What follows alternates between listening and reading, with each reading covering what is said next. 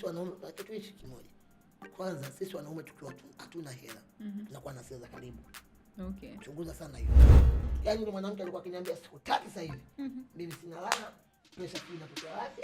Yaani hivyo unajua hicho kitu. Okay. Kwanza biashara ya vijola kuuzia dada Uswahilini si Tandale wa wapi?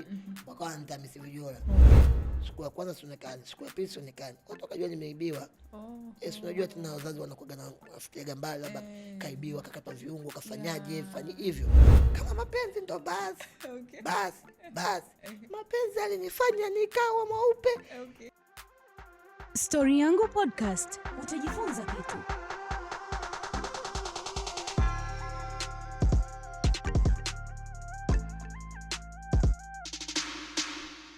Hello guys, mambo ni vipi, mambo ni aje? Karibu sana kwenye episode nyingine ya Story Yangu. Na siku ya leo bwana, tuko na mgeni special sana by the way. Ni moja kati ya wageni ambao wamekuwa recommended sana mashabiki kwamba mlete. DM huko pia zilijaa sana kwamba tunamtaka mtu fulani aje kwenye episode ijayo. So this episode tumeamua kuidedicate pia kwenu kwa sababu siku zote watu tunawaacha nyie ndio mtuchagulie wageni. So kabla tujaenda kujua tuko na mgeni gani, niwakumbushe kusubscribe wa YouTube channel ambayo ni Story Yangu Podcast. Kule utazipata episodi zetu zote ambazo zinaruka kila baada ya wiki 2. So kila baada ya wiki 2 tunatoa episodi moja. Hakikisha kwamba umesubscribe na umeturn on notification ili uweze kuziona haraka pale ambapo zinakuwa zinatoka kwa ajili ya kujifunza, kuburudika, kuenjoy na vitu hizo hapo. So mimi naitwa Chika na nikukaribishe kwenye episodi yetu ya leo. Mgeni wetu ni Hamisi Actor. Na yomba wengi wale wote ambao mlirequest, nafikiri siku ya leo wish yenu imekuwa fulfilled. Hamisi, mambo? Popo. Mzima kabisa. Bwana Hamisi, katika kitu ambacho nakipenda kutoka kwake ni kwamba kwanza ni mfanyabiashara, pili ni mpambanaji, tatu ameinspire watu wengi sana kwa sababu aliweza kusimama na biashara yake and then akatengeneza pesa and then bado akaamini kwenye kipaji chake na bado akatoboa kwenye upande huo wa kipaji chake. Hakuangalia hali yake ama ulemavu ambao yuko nao, hakuangalia hali yoyote ile. Alichofocus nacho ni kuhakikisha kwamba anajua anakoenda na anakifanya kile kitu ambacho anatamani akifanikishe kwenye maisha yake. Watu wengi sana ambao wana ulemavu aina hiyo wanapenda kutegemea watu, lakini yeye hakulemaa. Amefanya kitu ambacho kimeinspire watu wengi sana. Hata kabla hajaja alikuwa anaongea na production hapo, wakawa wanasema mimi napenda sana alichokifanya, yani kaanzia huko mpaka katoboa, ni unyama. So ni watu kama hao ambao tunatamani sana kusikia stories zao kwa sababu najua zitawagusa watu kutoka sehemu moja kwenda nyingine. Okay, Hamisi, mtu wa vipaji vingi, mtu wa mapambano mjini hapa.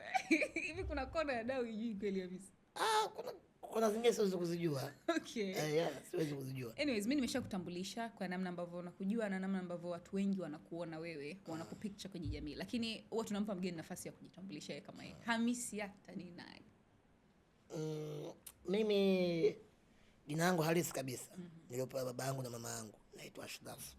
Ndio jina langu halisi. Lakini unajua tena mjini. Mjini mtu siku zote ukija kidogo mambo yabadilika, maana jina lako linaweza kuwa zito lakini ukajipa jina lingine likawa jepesi.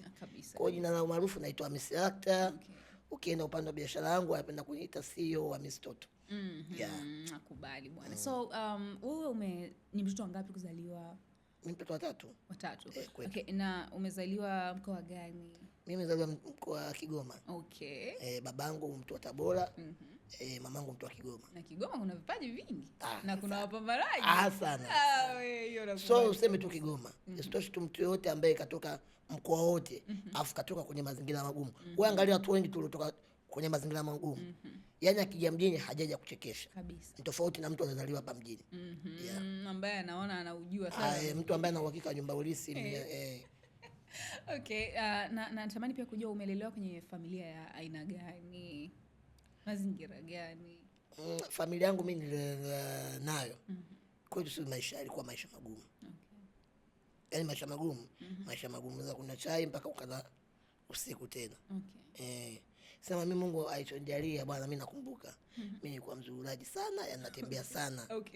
Kwa nakuta sana najua kwetu kuna maisha magumu lakini mimi njaa hii ni ngumu. Yaani kukaa njaa hii ngumu. Kwa sababu mimi nilikuwa napenda kucheza kwa majirani kwanza. Sekta za majirani tena. Nilikuwa nazipenda. Muda wa chakula unakuta niko vizuri. Wow, unyama sana. Sasa natamani pia kujua unajua wengi ambao wanakuwa na ulemavu wa aina yako huwa haijulikani mapema mpaka ifike stage fulani ya ukuaji. So wewe binafsi ilijulikana nini kwamba una? Mimi najua nizaliwa vizuri kabisa. Yeah. Mimi nimezaliwa mzima kabisa kama watoto wengine wazaliwa. Yeah.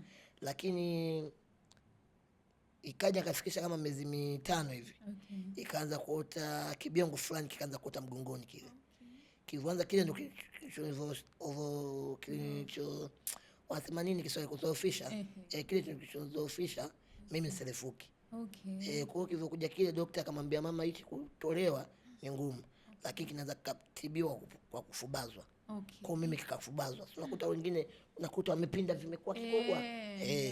Lakini nakumbuka alhamdulillah mamangu aliuza vitengeze vyake vya waxi, mashuka, sio vitanda, godoro. Tulibaki tuna godoro nakumbuka. Ili kunitibu mimi kifubali tu. Ili kisi kikubwa kama vitu watu wengine. Okay. Na kwenu vipi? Ni kuna wengine ambao wapo hivyo ni wewe peke yako? Ni mimi peke yangu kwetu. Okay. Yeah. Na bado wewe ule kuja maisha yamekuja kuwa mazuri. Yes. Wow. Sasa natamani nijue, unajua jamii ina namna ambavyo inanyanyapaa watu. Mfano, mama yako alikupenda, akakutunza vizuri, akajitoa sana kuhakikisha kwamba unakaa sawa. Lakini ni tofauti wale ndugu wa pembeni, watu wa pembeni wanavyokuangalia, maneno ya watu tofauti. Hebu niambie ulikulia kwenye mazingira aina gani na ulishakutana na changamoto za kunyanyapaliwa nyumbani? Mimi ninachomshukuru Mwenyezi Mungu. Kwanza upendo ulianza kwa mamangu mzazi. Afu upendo ulianza kwa mamangu mzazi. Mamangu mzazi alivyonishauri upendo wa dhati kwa mama mmoja. Hata nje ule upendo pia mamangu mzazi ukaanza kutawala. Okay. Mimi sijaanza kunyanyapaa toka nazaliwa. Wow. Sijawahi. Hujapitia kwa sababu mimi kwanza nilikuwa huko Kigoma kwenye tu watu walikuwa wananipenda sana. Wow. So umeelewa? Mimi walikuwa watu wananikera ni wale watoto wadogo wale wa shule, watoto wa mtaani. Fupi nyundo. Fupi nyundo. Wale ndio walikuwa wananikera.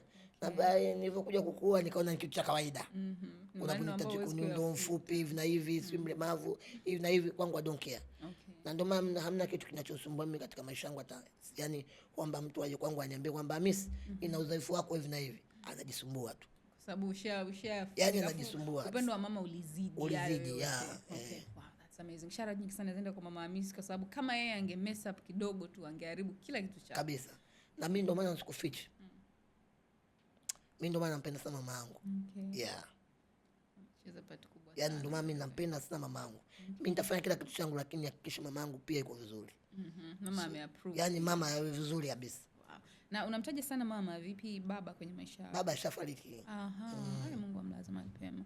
Okay, so safari sasa ya wewe kutoka Kigoma kuja Dar ilikuwaje? Hiyo safari nikwambia utacheka wewe. Okay. Hiyo unajua kama watu walitandika msiba nyumbani. Ukuaga.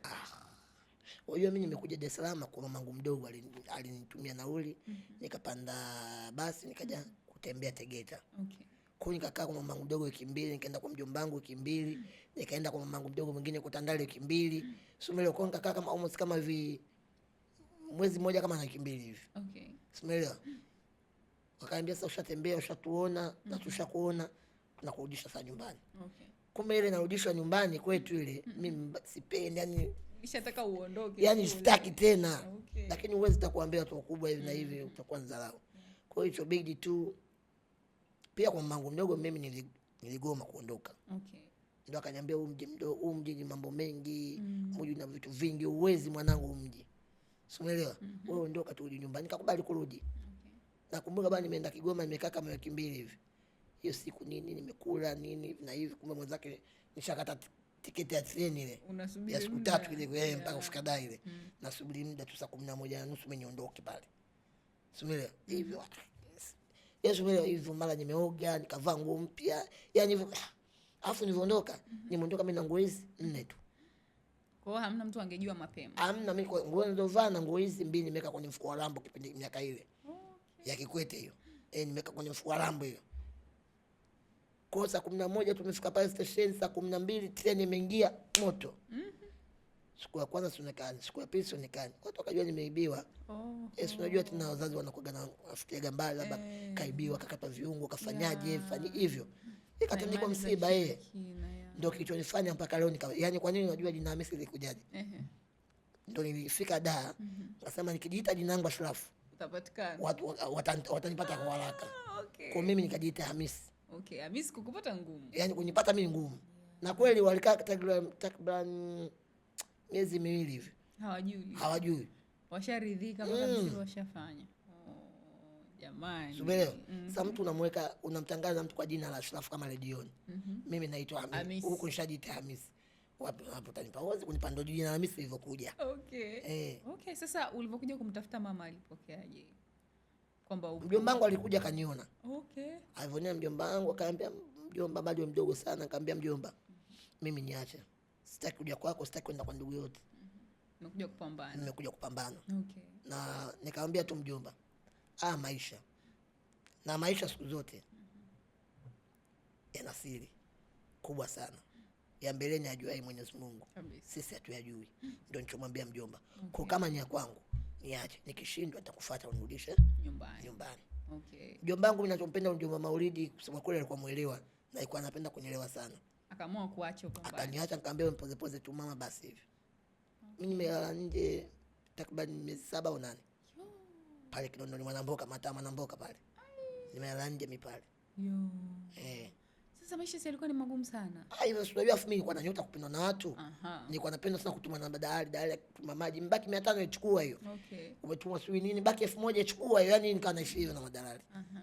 Ni changamoto gani ambayo ulipitia kipindi hicho sasa ambacho ndo umekuja Dando unalala hata changamoto nilipitia pia kulala na mateja. Na mateja pale pale wengine wanavuta viunga vyao vinini. Au kuwahi kuingia? Sijawahi kabisa hata siku moja. Sasa tuende kwenye biashara sasa. Ilikuwaje ukaanza biashara ya kuuza vijora? Mimi kuanza biashara ya vijora. Mimi kabla ya kuanza biashara ya vijora, nilianza pale pale Kinondoni Mwanamboka kipindi kile na Aranje. Nilianza kuuza maji, sigara, machungwa, manini. Hivyo nitafuta kama kijimeza nikawa nauza. Unakumbuka nani alikupa mtaji wako wa kwanza wa hiyo biashara? Mtaji nitafuta mwenyewe, tena nakumbuka ilikuwa shilingi 70,000. Kwa ile maji ya kupewa 1000 weka 500 weka, mtaji niliweka mwenyewe, nakumbuka mwenyewe. So ile biashara ndio ikakua? Ile biashara haikukua kusema kweli. Ile biashara haikukua. Nilivyoenda ndani ya miezi 7 hivi nikaanza kujitapa na mimi naanza kuimba na mimi nakuja kuwa msanii. Yani hivyo nikakutana dada mmoja hivi nafikiri wengi wanamjua Dike Shupa. Dike Shupa ule. Mimi yule japokuwa watu wanasema wanamwona galualu, ana roho yake nzuri. Watu hivyo wanakuwa na roho nzuri sana. Tulikuwa tunagombana tufaje, lakini ule nilikutana naye aliwaambia mimi nalala nje. Kweli basi mimi nakupa chumba basi hapa. Akanipa chumba kwake, mimi nikalala kwake, naenda kufanya mambo yangu na rudi nalala kwake. Nilivyoenda unajua tunakutana na wasanii wa kina nani pale kwa Dike Shupa. Nilivyoenda hivyo nikaacha na biashara yenyewe kule, ndio kaanza zangu kukaa kwa Dike Shupa. Ndio nilianza kukaa kwa Dike Shupa, ngambia ngoja nifungue biashara. Ndio kaanza kuuza vijora. So mtaji wa vijora alikupa Dike Shupa? No. Nilitafutia mwenyewe kwenye biashara yangu. Ile ambayo ya kuuza. Niliacha nilikuwa kama na 400,000 na kitu hivi. Na uliamua kupambana sana. Nafikiri ukiwa unajua ulikotoka ni rahisi sana kufocus na unakoenda kwa sababu hutaki kurudi kule. Kabisa. So tuende kwenye biashara ya vijora. Sasa ndio biashara ambayo ilikupeleka sana. Biashara ya vijora na vitenge ndio ilipeleka sana. Watu unajua walikuwa wananiita, nilivyokuwa nakaa kwa Dike Shupa bila biashara wakawa wananiita Miss Shupa. Umeelewa? Nilianza biashara ya vijora kuuzia dada Uswahilini, si Tandale wa wapi, wakawa wananiita Miss Vijora. Umeelewa? Nilianza biashara ya vitenge wakaniita Miss Vitenge. Umeelewa? Yaani nikaenda nazo Miss Actor. Kwa hiyo nilianza hizo nani kushuti hiyo, nikaanza kujiita Miss Actor. Tuende kwenye kushuti sasa, kuingia kwenye career ya kuigiza. Kwanza uliwezaje kufanya haija kutoa kwenye focus ya biashara? Alafu pia unakumbuka labda movie yako ya kwanza, nini kilikuinspire kuingia huko? Mimi nakumbuka Dike Shupa alinipeleka kwa Wema, kwa Sepetu. Nikawa naona afu Wema akaniambia, akanamwambia nakumbuka nani huyo? Alikuwa anamwambia JB. Unajua naye anaweza tukimweka kwenye zile filamu zetu. Anaweza kweli huyu, yani hivyo atakuwa kama Tausi Mdegela hivi. Yani hivyo, umeelewa? Ndio akawa ananipa ile hamu ya kushuti nafasi ile. Japokuwa si hawakuweza kunipa wao nafasi, lakini ndio wakanipa ile hamu. Kuinspire ndio nikaanza kujichanganya kwa wasanii mara kwa nani hivi. Yani kama vile Mpambe si kwa nani hivi na hivi. kwa linyoya mpambe sio kwa nani hivi. Mimi alhamdulillah upambe nilikuwa na uwezo. Bwana uko na daftari unafikiri Upambe nilikuwa na uwezo. Okay. Upambe tu. Upambe nilikuwa na uwezo. Sio shida. Lakini ulilipa. Kabisa. Yaani hivyo kujichanganya ndo nakumbuka kuna tamthilia fulani hivi kwa jamaa mmoja kina Makurusa, kuna nani wanaitwaga tulikuwa tunashoot YouTube nini hivi, lakini hazikwendaga. Ndio nikajaga nikaanza kushuti Mama Kimbo, Zahanati ya Kijiji 2000 kama nakumbuka 2021 hivi. Mama Kimbo, Zahanati ya Kijiji, Kombolela nikashuti hivyo. Okay. Na hizo ni kubwa by the way, na kuongezea kitu kikubwa sana. Lakini kwenye Mama Kimbo na Zahanati ya Kijiji ndio nilipewa scene ndefu. Kuna Kombolela sikupewa scene ndefu. Ilikuwa bado hawajaamini au ilikuwa nini? Ilikuwa yani scene yani ilikuwa vitu ambavyo kuna vile yani za kuendelea sikutakiwa kuwemo. Unajua ilikuwa ni wale extras. Okay. Basi na ni changamoto gani ambayo umekutana nayo kwenye masuala mazima ya kuigiza na mambo ya muziki? Kwanza kwani uliacha muziki? Ile video unaiona ile kwamba ile kama mapenzi ndo basi. Basi. Mapenzi alinifanya nikawa mweupe. Ile video unajua alikuwa alinishuti nani? Ile alinishuti Ivan. Kipindi kasajiliwa Wasafi. Ana kama mwezi mitatu. Mimi nikaenda pale Sinza pale Mapambano kwa nyuma kule kwa ofisi. Ndio Ivan akashuti ile video. So kwa nini sasa uliacha? Ile kuacha bwana. Na kwa nini ukipewa story za muziki unacheka? Mimi unajua kwa sababu gani? Mimi nakumbuka nilienda Madale kwa mama yake Diamond. Mama Diamond anajua uzuri, nilienda kaidi kumwimbia yule mama. Haji kwa Madale kwa Diamond nikafika nikakutana mama yake Diamond. Mama yake Diamond akiwa kama anahifadhi vizuri video na hisi video yangu atakuwepo. Akanirekodi na kunikupa kwa nikurekodi. Nikamwambia sio nataka kuimba mama, sio unajua nataka msanii na mimi sajili. Hivyo tu yani katika kupambana na kazi hapa na pale. Kikubwa bwana ilikuja kulipa unajua siku sio safari wala njia ulopitia, kikubwa ulifika ulikokuwa unataka kufika.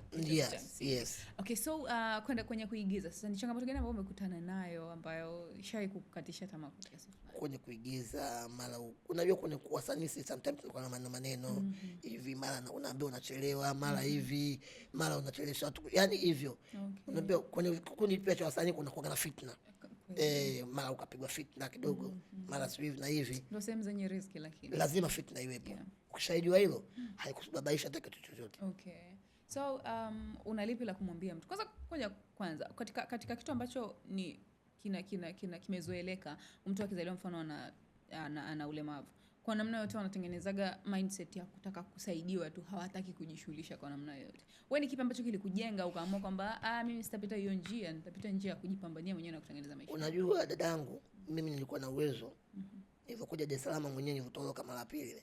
Nilikuwa na uwezo nichukue kikopo kama bakuli, nikae barabarani, naomba msaada. Sumelewa, lakini hicho kitu Mwenyezi Mungu hakunijalia kabisa. Namshukuru sana Mwenyezi Mungu kwa sababu sio kwa ujanja wangu, pia ni Mwenyezi Mungu mwenyewe kwa kudra zake. Sumelewa hicho kitu. Na ndio maana mimi mwenyewe hapa nilipo niko kwenye natengeza taasisi ya watu walemavu. Nadhani mwakani inshallah mtaiona na mtahudhuria, lazima tafungua. Kwa hiyo mtaiona hiyo taasisi yangu ninayotengeneza ya watu walemavu, nini ya kutoa misaada kwa walemavu.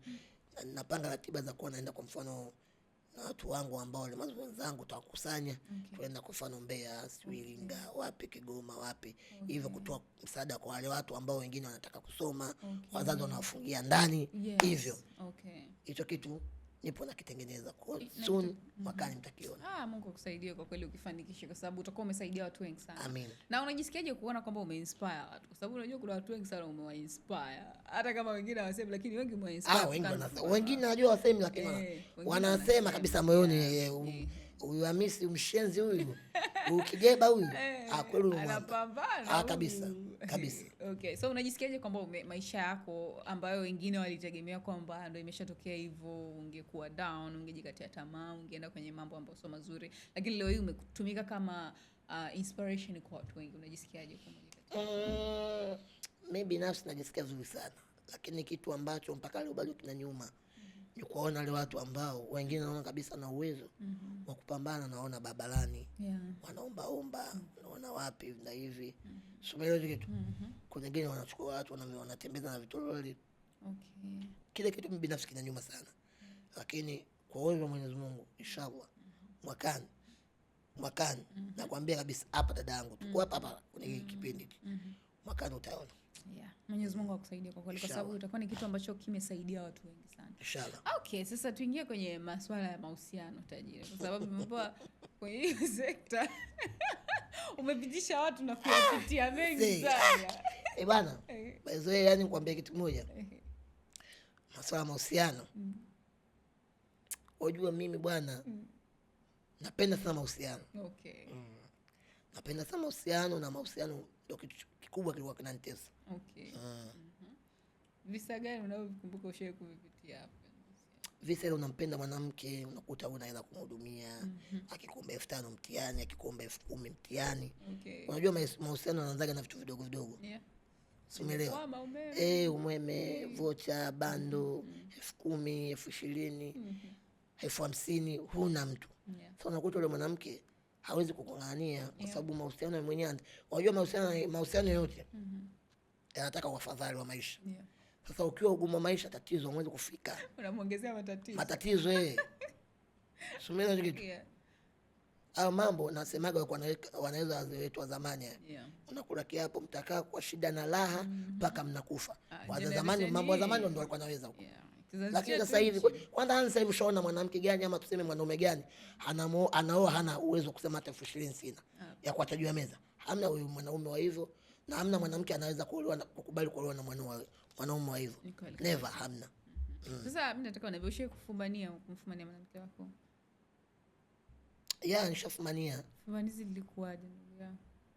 Wewe unakuta kuna mtu anambia bwana, nimemwona demu wako, mpenzi wako yuko sehemu fulani hivi na mimi siwezi kwenda. Okay. Kwa sababu mimi najua na hasira mbaya. Okay. Mimi hasira zangu zikinipanda kokote, yani kitu chochote mimi. Naweza nikachukua kitu chochote nikambamiza nacho mtu ama nikamrushia nacho mtu. Okay. Sasa ndo ninajijua hivyo. Kwa sababu mimi kidogo ni muage dada yangu. Okay. Hivi sisi kugombana nikashika kisu nikarusha. Kama Mungu akakwepa. Kwa hiyo ninajijua. Okay, kwamba hasira zako uwezo kumpiga. Ndio maana mimi kumpiga yani hivyo siwezagi. Okay. Okay, na wewe binafsi ushawahi kufumaniwa? Unaipa mtihani. Ni story, inaweza kaa ni nyuma huko, hayari. Nyuma yes. Nyuma yes. So kwenye hivi, kwenye simu. Okay. Mwanamke nakumbuka alikuwa anatabia kushika simu yangu. Okay. Na ndio maana mimi mwanamke sasa hivi kushika simu yangu mtihani. Sio kwamba nina mwanamke mwingine, umeelewa? Unajua mimi nishakuwa kuna level ambayo mimi ninayo binafsi. Na watu wakubwa. Umeelewa? So kuna kupiga umbea kidogo, kumdabua mtu kidogo. Kila mtu anayo. So mtu mzima, so mzee, so kijana. Sawa. Au mambo tunayo. Sasa kumpa mtu simu yangu atakuta sangine namsema mtu ama tunakuona jambo fulani la mtu atakayalijua na kwa tatizo upande mwingine. Mimi sikubaliani na hilo swala kushikiana simu. Unajua kwa nini? Kwa nini simu ndio privacy kuliko mtu? Wewe kwa nini hata wazee wanakuambia kabisa kwenye ndoa simu mmeo heshima? Kwa sababu ndio kama hivyo. Mna bwana. Mimi namfika simu mengi bwana. Wewe kwani kwamba mpenzi wako ni mbea kiasi kwamba ukuta unamsema mtu anakutangaza?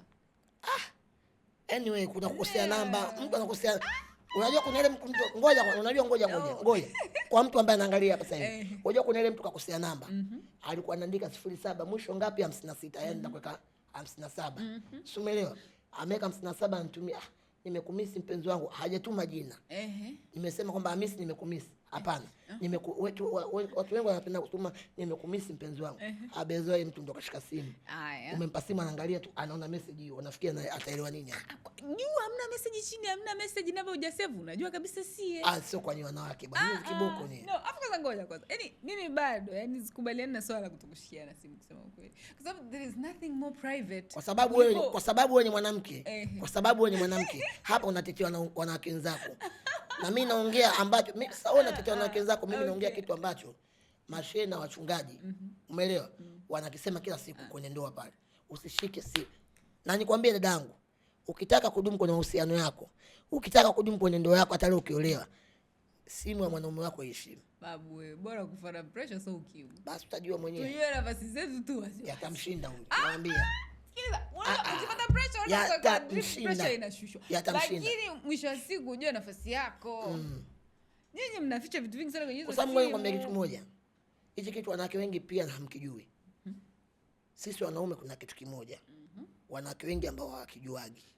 Umeelewa? Sisi wanaume kuna kitu hichi kimoja. Kwanza sisi wanaume tukiwa hatuna hela, tunakuwa na sera za karibu. Okay. Chunguza sana hiyo. Sisi wanaume tukiwa hatuna hela, tunakuwa na sera za karibu. Umeelewa? Sasa hiyo mtu afu mwanamke anakuja na kagua simu yako.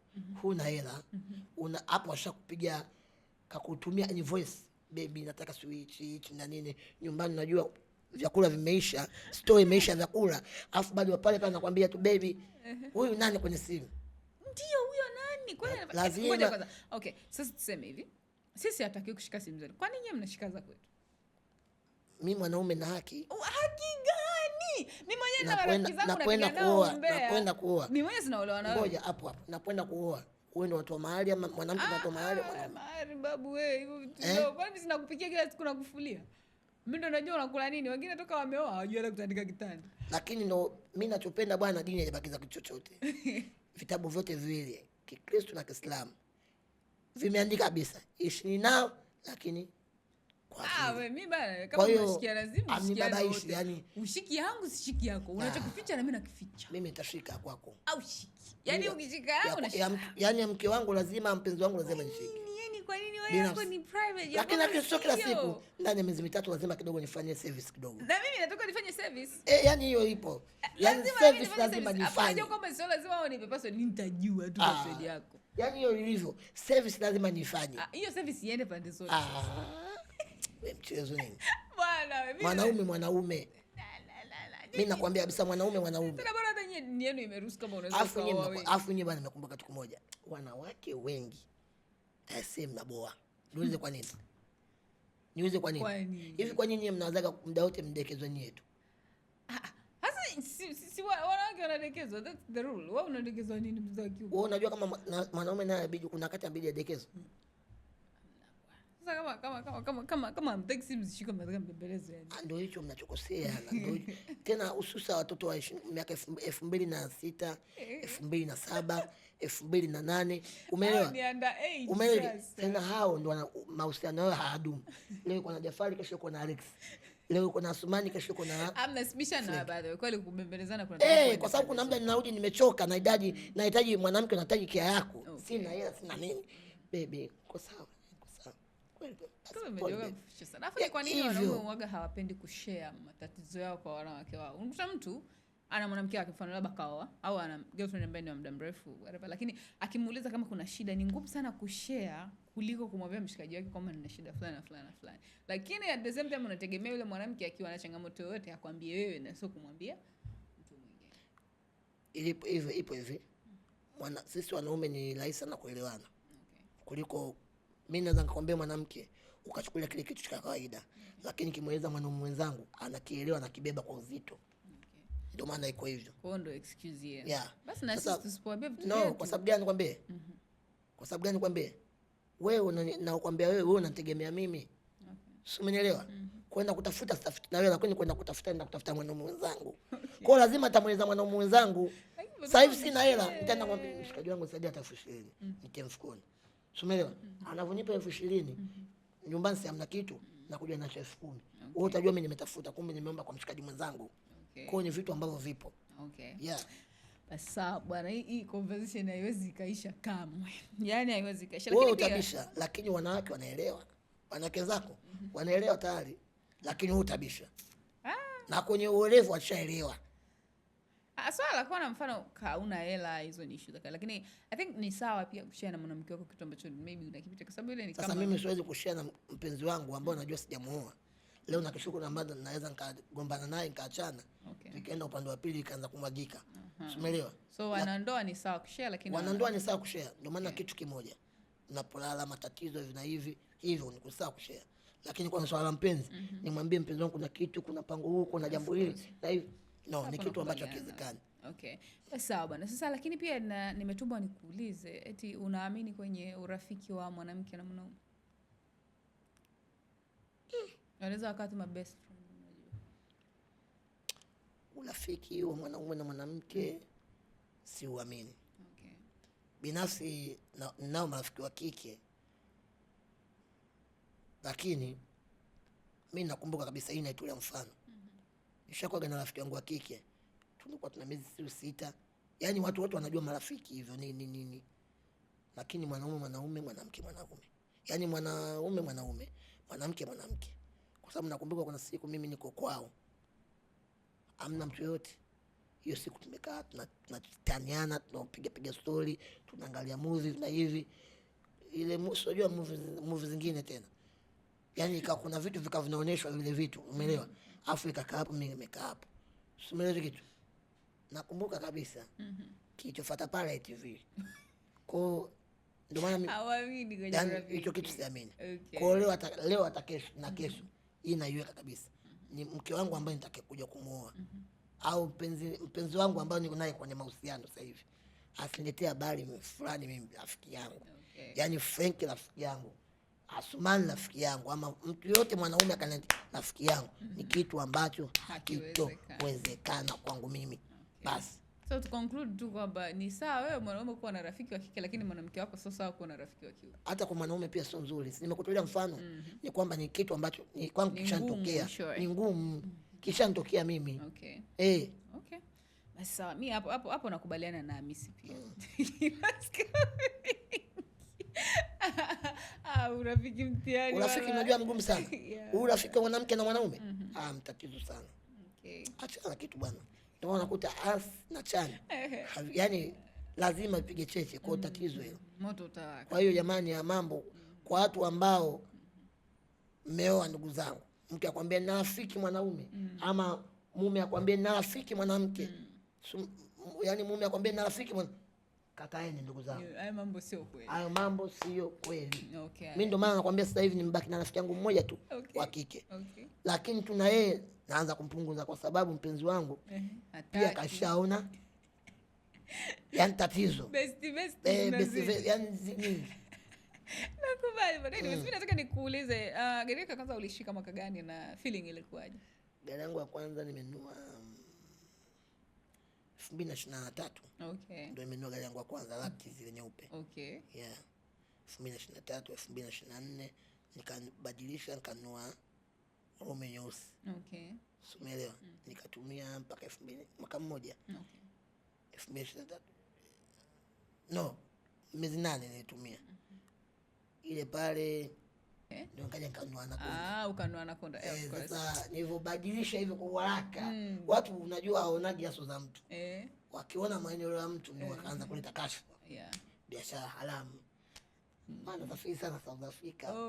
Kule sio na hivi. Kwa watu mimi nabaki sometimes nacheka. Wanajua hasa walioipitia. Hawajui, lakini sasa mtu kwenye siku zote kwenye neema ndio kuna majungu na maneno. Exactly. Sasa katika maisha siku zote yaani ukiwa upendi kashfa kwamba nikifanya maendeleo yangu fulani watu wataanza kunijaji vibaya, kunisema vibaya, kunipa kashfa mbaya. I say dada yangu ama kaka yangu utoboi kabisa. Mimi nafikiri ukikaa pia ukaona uongelee ujue kuna kitu ufanyi sawa. Na pia huna cha kuwazidiwa. Huna unachoatisha. Ukiona uongelee pia huna cha kuwazidiwa. Maisha yako sio threat. Anyways, kikubwa ni wewe kujua tu kile kitu ambacho unakifanya na kujua hasa zako ni zipi.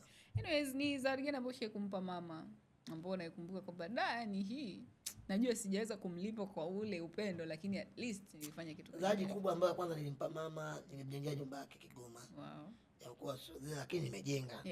Nilimjengea. Afu ya pili nikakumbuka nilimpa seti ya dhahabu. Wow. Ya thamani ya milioni 2,700,000 nakumbuka. Wow. Kwa mzazi kitu kikubwa. Ni kitu kikubwa sana bwana. Naweza kukupa seti ya dhahabu kwa kitu cha kawaida, lakini mama alongaika na wewe. Ile zawadi, umeelewa? Wow. Lakini pia mamangu zawadi yake jiendea hivi. Na zawadi zake ziko 2 tu naziandaa. Okay. Nitaziona. Wow. Kwa nitapozikamilisha mtaziona. Nafikiri ni vizuri sana kumfurahisha mzazi kwa sababu ukikumbuka vitu alivyohangaika navyo kwa ajili yako. Wow. Ana deserve vitu vingi vizuri. Mzazi ni kumfurahisha kwa sababu mimi nafanya vitu kwa sababu unajua sijaoa. Kwa hiyo nitapokuwa na familia lazima nitaanza kubezi. Kwenye familia yako. Kwenye familia yangu. Umeelewa? Sitaanza kubezi na japo mamangu atakuwa anamsaidia, lakini kuna wale ndugu na hivi lazima kidogo wapungue. Mambo atapungua kidogo. Kwa hiyo nafanya vitu mapema kabla sijaingia kwenye ndoa. Ili baadaye mimi nakuwa kuna vitu shamkamilisha mama yangu hata mke wangu hawezi kuja kusema vibaya kwamba ananiloga. Yeah, yeye ndo anamzuria. Unajua familia nyingi ndo zinakuwa na maneno haya. Lawama zote kwa mke. Yaani toka moyo yule mwanamke. Kumbe kaka mchoyo tu. Yaani kawa mchoyo, kawa nini? Kumbe ujui. Sasa nikwambia kitu kimoja. Mwanangu anaumwa. Inabidi nimpeleke hospitali. Wewe ndugu. Wewe nikupe hela wewe. Umekuja kunilia shida wewe ndugu. Nataka wewe unisaidie shilingi 50,000. Na mimi na shilingi 100,000. Nataka kumpeleka mtoto wangu hospitali. Ni kitu ambacho hakiwezekani. Exactly. Kwa ndo pale yani pia mimi jamani napenda kuwahusia sana. Sana. Ndugu ambao wana ndugu yao mwenye uwezo. Awe mdogo au mkubwa. Umeelewa? Yaani ile kwamba ndugu akioa afu akaanza kumsema mwanamke ndio kambadilisha, mwanamke kamroga. Sio kweli jamani. Ni majukumu ya familia. Hata wakiwa na watoto. Ni ngumu sasa. Ni ngumu sana mambo yabadilika. Unakuta mtu ana shilingi 100,000 yake au shilingi 50,000 yake. Hiyo ampe mke wake apike wali nyumbani. Hiyo bado wewe ni vitu ambavyo hazieleweki. Inakuwa ni ngumu. Wabaki elewecho ndugu zangu. Yaani hiyo kitu eleweni jamani. Acheni tena wanawake wa kike unakuta tena unakuta unakuta ni yaani tuseme ndio nimeoa. Mimi na dada yangu. Na dada zangu kama mawifu wanakuwa na gubu. Yaani mawifu. Kwa sababu ni wanawake mna kitu kimoja mnapenda kupewa na kaka zenu. Sasa ile kupenda na kaka zenu wanawifu. Sio poa. Tena unakuta naenda kwa kaka yangu. Yaani bila taarifa. Ni mmoja akamtafutia yule mwanamke tu, mke wa kaka yake akamtafutia vichokochoko tu. Haonekana na romba basi. Sasa na nyinyi wanawake mnakuwa mna ile temper kusilika. Kwa sababu ule wifu anafanya makusudi. Wewe huwezi kuvumilia. Lazima ndio utamjibu tu. Ndio inapokuja kwa shida. Kwa sababu anakuja kwenye nyumba kaka yake lakini pale ni kwangu. Umeona? Nasikia sababu. Wifu takaenda kwa mama mzazi. Yaani mama. Katika kitu kaka yetu kafanya. Kakosea kikubwa. Kukosea kuoa yule mwanamke. Yaani yule mwanamke alivyokuwa anakuja mikono nyuma. Sasa hivi ukimuona mama ni vitu vile tofauti. Sasa ndio unakuta kuna kitu ambacho afu nimekuja mimi nimekaa kwa nyumba zangu kwa kaka zangu. Hiyo vitu mimi nimeviona. Unakuta sasa mzazi kule kashajazwa. Baadaye mzazi aende kutembea kwa mwanae kwa mapenzi. Anaenda kwenda kukomesha. Yaani kama kukomesha kwa chuki. Umeelewa? Sasa unakuta mtu ukienda kwa chuki, yule mwanamke naye binadamu hawezi kuvumilia. Kwa sababu kwanza anaanza hajamkosea mama mkwe. Hapo pale ni kwake. Sawa ni kwa mtoto wako lakini ni kwake. Yaani familia za watoto upande wa kiume, mawifu ndio tabu. Lakini upande wa mwanamke hamnaga shida. Lakini kwa upande wa kiume. Ndio maana ndugu wa baba wanaitoka wachawi. Kama unajijua wewe mwanamke kakako kaoa, una tabia hizi ziache. Kaa kwako tulia bwana. Kaa kwako tulia kama unaume leo kaa kwako. Sio mwanamke analomba tulie na afu kaka hajakosea kuoa bwana. Unafikiri mpaka kuoa ni kitu cha kurupuka? Siwezi. Yaani leo hii usikia mimi ameoa funyembeka kupu. Wapi? Lazima unaanza kunikuta. Mishale yote hiyo ile. Uwezi. Lazima utakuta mtoto mmoja jeupe imetulia. Nini? Watu kama weupe nini? Sasa mimi mweusi nitachukua black kwa nini? Vipi dada? Wewe umetumwa na watu? Hebu jamani nisaidieni. Mimi mwenye black dot. Bado nakwambia kabisa. Bado nikachukue ngoma nyeusi. Ndio rangi mashallah. Kwa kitandani vimwatao cha mwanangu. Mambo gani ya ndugu yangu? Furahi uko wapi? Niko hapa. Hebu nipapate kidogo. Ongea. Lazima kidogo kuna ule mwangi kidogo unaonekana. Ama unajua kama mwanamke mweupe anapenda mwanamke mweusi. Mwanaume mweusi ni kweli. Anapenda mwanaume mweusi. Mweusi yani. Mimi mwanaume mweusi anapenda mwanamke mweupe. Ndio ilivyo. Kwa nini wazungu wanapenda kuja Zanzibar? Wale wenye dread wewe. Unakuta Masai katoka kwa ukajiandaa kaika dread mpaka hivi. Hiyo Masai kakaiga fido wewe. Si wala. Utafutaji na mambo mengi. Kila mtu design yake. Kuna mwingine yuko Zanzibar sasa hivi Masai. Kana zake kifua wazi, kashika fimbo yake anadanga. Anasubiri. Anadandia mzungu. Wewe mchezo. Unafikiri jua la nyumbani utani? Alafu Zanzibar kuna jua kali. Kuna rafiki yangu hapa amenamtaja tu hapa. Acha nimtaje bwana kazini naye. Uchebe huyo. Nakumbuka siku moja tumeenda kwenye show moja ilikuwa inafanyika Kilno kule Zanzibar. Full moon zile. Akaja amevaa kimbo fulani hivi. Cheusi, afu kina kisingrendi, afu kina madoa. Yaani ukiangalia unaona ndani kina madoa. Unaona zile six pack. Unajua kile kibaidi cha saa 8 saa 9 kimempiga ndugu yangu. Kama usi. Nikamwambia ndugu yangu udangaji una tabu. Sumeelewa ndugu yangu? Nikamwambia ndugu yangu Chebe una gari una tabu. Akaambia kwa nini Hamisi? Nikamwambia na ile baridi ulisikia ndugu yangu. Sumeelewa? Akasema silisikia, lakini baadaye kuna sehemu moja kulikuwa kama kuna apartment fulani kwa pembeni hapa kulikuwa kuna kochi. Kama mida saa 11 hivi. Kaenda kujibana. Si bwana ngimko kalala yuko. Kachoka kabisa kudada ikiwa ndani. Kwa udangaji leo na tabu yake. Ni kazi sana. Lakini natushukuru sasa hivi ndugu yangu kaacha. Biashara ya gereji inafanya vizuri. Gereji inafanya vizuri pia. Ana mke wake sasa hivi unajua? Ana mke wake sasa hivi katulia naye sasa hivi. Mimi nawapa kabisa wa Mbeya lakini hawajui. Sasa hivi katulia na mke wake. Na hampigi. Hampigi. Nani?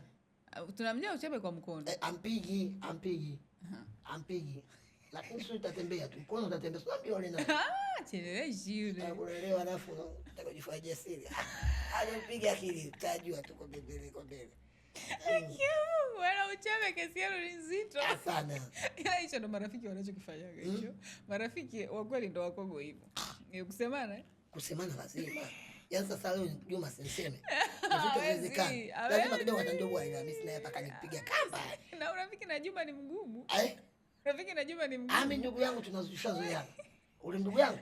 Juma kole. Tushazoeana ndugu yangu. Rafiki yake mgumu sana kwa sababu atakugeuka sekunde 2. Tushazoeana. Anyways, unyama sana bwana. Sasa mimi nataka tumalize. Unaambia kwanza unapanga kuoa lini? Sababu sasa kwa tumeliongea mara kadhaa. Mimi inshallah mwakani naoa. Nimechoka kwa single. Kuna muda naamka nataka kupika kidogo mayai kidogo ya changa vitunguu na nyanya. Sipati vile vitu. Na mimi nawasihi vijana wenzangu wote ni jamani, ukiwa na uwezo wa kupata 200 au shilingi 50 kwa siku, hata kwa siku 2 kuipata hiyo. Oa ndugu yangu. Kuna raha ya kwa sababu ukiangalia mimi sasa hivi ndio kwanza miaka 26. Kihalali mwanaume inabidi uwe miaka 20. Wewe mimi si wewe. Nakwambia kabisa. Kwa sababu dini yenyewe inasema mwanamke akufikisha miaka 17 aolewe. Dini yetu sisi. Mwanaume inabidi awe miaka 20 amezidi sana 24. Kwa hiyo ushavuka kipimo cha kidini. 26 sasa mwakani 27 lazima nioe mwakani. Kwa kweli. Na mimi nakuja tu ubwaba. Sije nikafa sijaacha nembo yangu. Kwa kweli. Unajua nitafuta mlisi. Naelewa. Inabidi umpate mrithi. Hata kiwa mbeleni sipo kwa baki ya mtoto Hamisi hata yule. Babake alikuwa mpambanaji, mwamba kabisa yule. Sio mwangaikaji, mpambanaji. Mpambanaji.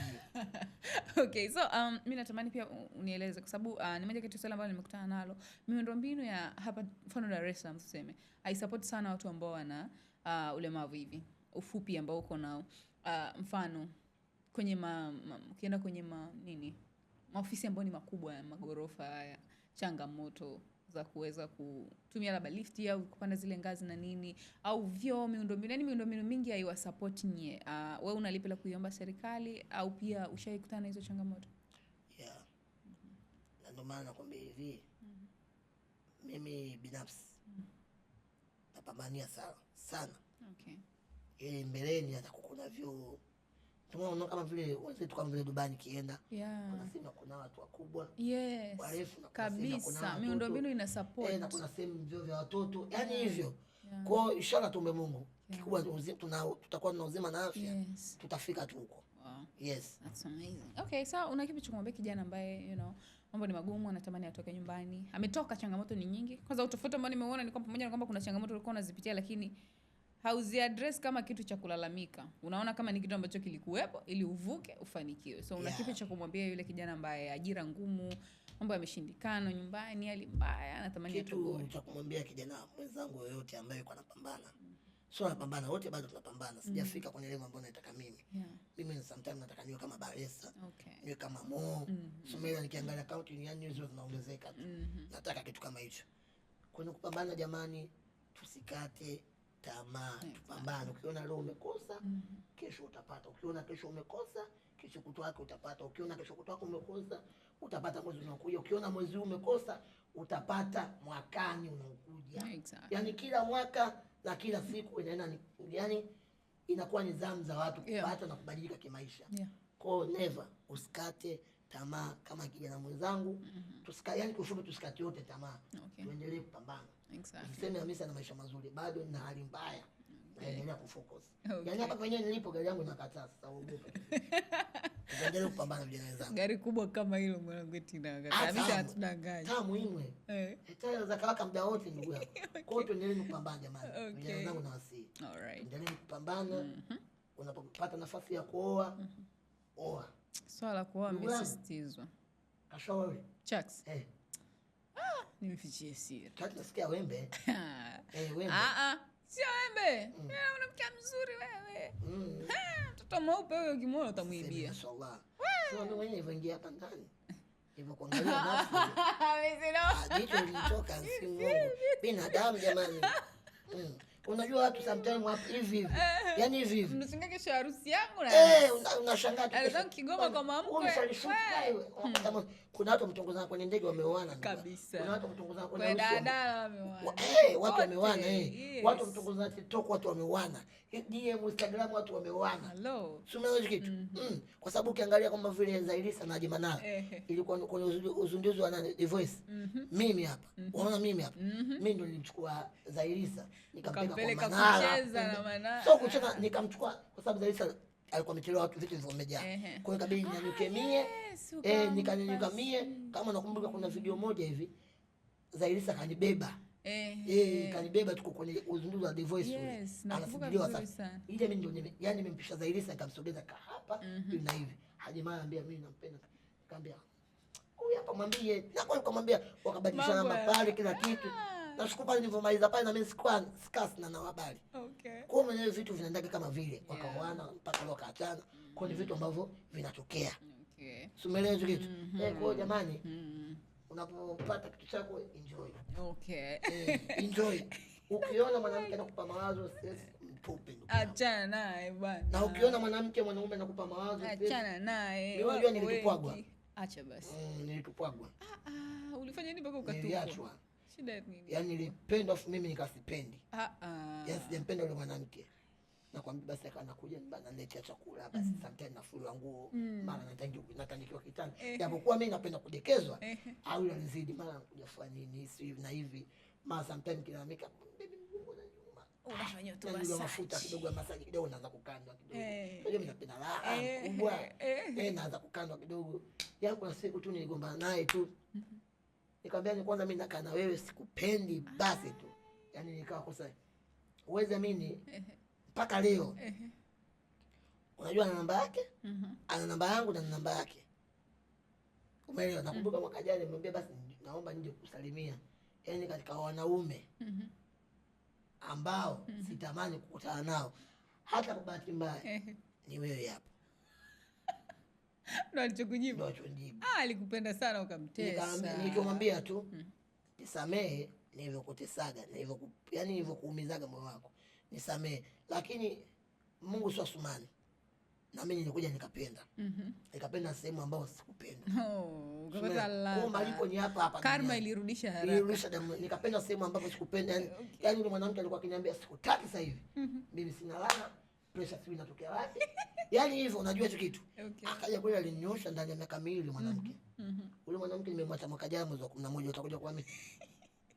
Ulilipa in full. Ndio ile nikasema basi naona pasipendwi inatosha. Okay. Kijana mfupi, moyo wangu mfupi, figo yangu fupi, nisije nikawawa yani nikasema inatosha. Sio ndugu yangu. Nikasema dada yangu inatosha. Maana vitu vyangu mimi vyote vifupi nikasema ninatosha jamaa. Tusimizane nafsi. Ndio amesema. Nikaja nikaacha kwa design hiyo. Mwenye nikamwambia inatosha never. Nitulie sasa kasema. Sema lakini uweze mambo ya Mwenyezi Mungu sasa hivi. Umeshapenda tena, umeshasahau. Umeshasahau, umeshapenda tena. Nimependwa. Unajua mimi ukikutana afu mkipendana. Inakuwa nzuri. Penzi inakwenda noga. Napenda vizuri, nadekezwa, najuliwa hali mchana, najuliwa hali usiku. Hapa ameshatumia message ya pole kwa interview jamani. Ameshatumia message ya pole kwa interview. Unajua never know mzungu akwambia. Kwa ndio hivyo ndugu zangu. Okay. Kwa unajua kuna watu dada yangu. Kuna wanawake wana mioyo midogo na kuna wanaume na mioyo midogo. Sumele unapomwona mtu mrefu, moyo wake naye mrefu. Okay. Kwa kuacha ule anakuwa tabu. Sumele. Nakwambia hivi. Anakuwa tabu. Nakwambia hivi. Ukiangalia mimi mfupi, bandama si figo. moyo, mapafu mafupi. Wewe acha ndugu yangu. Wewe kuna siku niambia siku Hamisi sikutaki kaniambia. Mimi nimeenda kulazwa Palestina kabisa. Siku 2. Hata dada yangu wewe. Wanawake wengine wanatesa nyinyi hawa.